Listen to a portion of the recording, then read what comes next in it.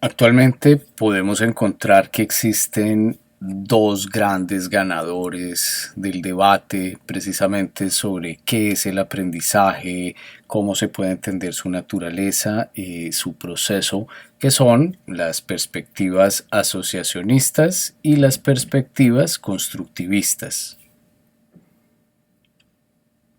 En un trabajo de finales de los años 80, el Pozo establece precisamente con mayor detenimiento algunas de las diferencias entre los procesos asociativos y constructivistas para entender el aprendizaje.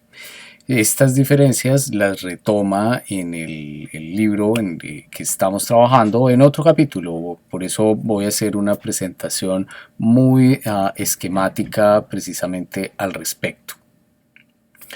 Para poder realizarla,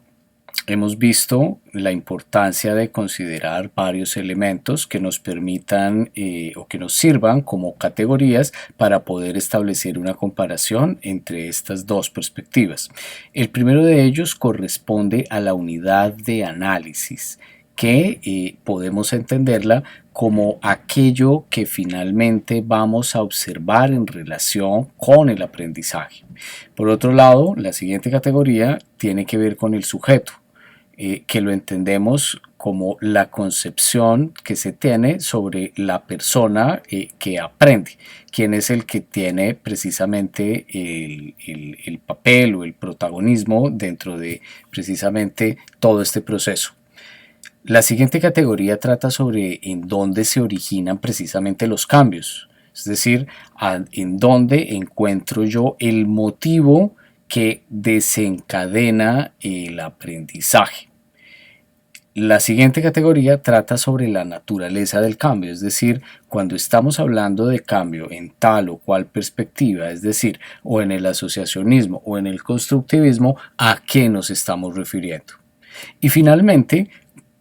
la última categoría tiene que ver con la manera en la que se entiende el proceso que daría cuenta del aprendizaje.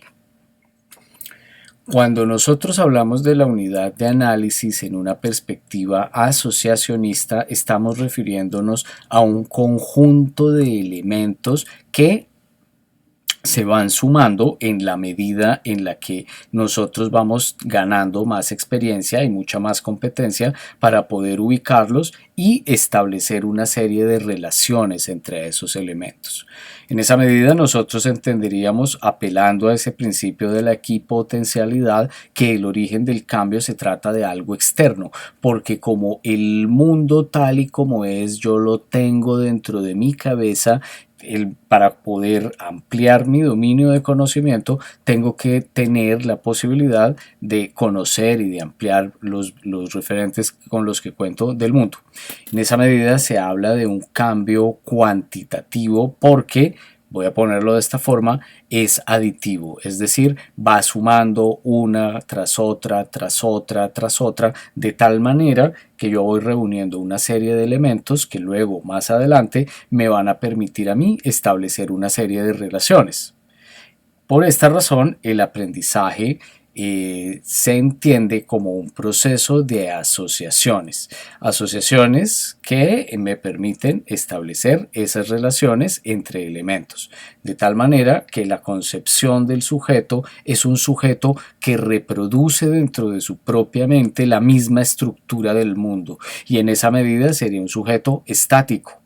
Estático porque lo que trata de hacer es lograr comprender esa manera en la que está organizado y estructurado el mundo en toda la inmensidad y complejidad que implica.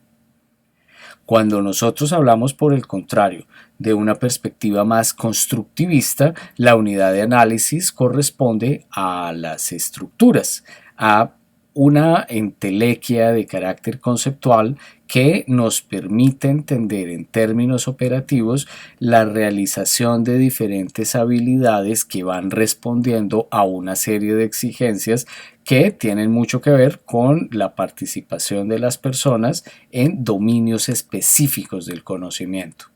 En esa medida, nosotros entenderíamos que el origen del cambio es de naturaleza interna, porque básicamente cada uno de los sujetos, de las personas, es la productora de esa realidad que viene a ser significativa y por tanto asume un papel dinámico dentro de su propio aprendizaje. Por esta razón, la naturaleza del cambio implica básicamente una reestructuración de todo lo que ya existía, pero para poder hacerla necesita apropiarse de lo que ya existe. Y en medio de todo eso estamos hablando de una transformación cualitativa que podemos verla como una revolución